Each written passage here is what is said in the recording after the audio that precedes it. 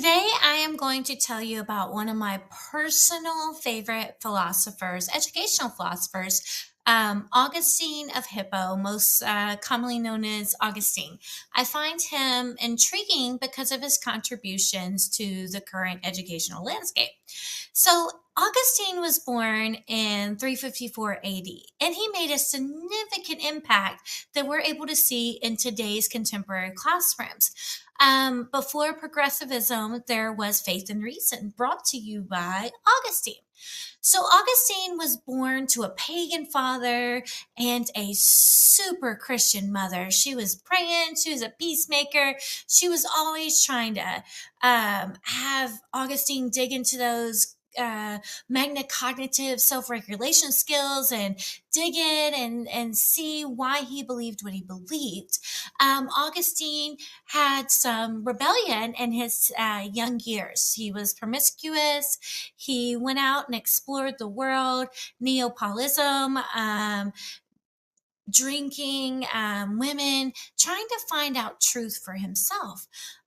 He had a formal education, which was very uncommon unless you were part of the wealthy or nobles or kings. And fortunately, Augustine was able to have that formal education, except for one time during his life. And when he wasn't in school, his mother really knew that she had to do something to get him back into school. So Augustine's mother put him into school in Carthage. In Carthage, he met a mentor and brought him back to the faith. And this leads into the development of Augustine's philosophy. He had a miserable time in school. He called it a miserable time because he was verbal, he had strong reasoning skills, he loved dialogue, strong vocabulary, but he really struggled with number sense. And because of that struggle, the traditional style of learning through recital, memorization, and lectures didn't work for him. And his teacher beat him because he was not able to academically calculate the way that the expectation was. So Augustine's educational approach stems from that, of believing that children should be taught holistically, spiritually, emotionally, academically. That the way to nurture a child's heart and guide, the teacher's role is to guide a child's heart towards revelation and illumination from God. That's where faith and reason comes in. That he saw logical sense, but the way to make sense of the world around you is to find God. He was very teacher centered, or teacher centered with reflective practices, where the teacher would reflect to make sure that she's having a strong relationship with the student. And through that healthy relationship, students would thrive, according to Augustine.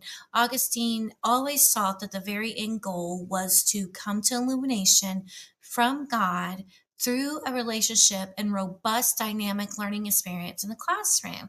And his Augustine, if we think about today's innovative, inclusive classrooms that are culturally responsive to students, we can see the influence of Augustine.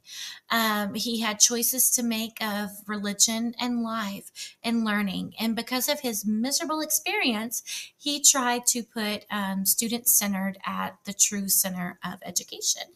And he made a significant impact for predecessors to come along and build upon his first theology. He died in 450 AD, but his imprints are still in innovative classrooms seeking student-teacher-driven relationships.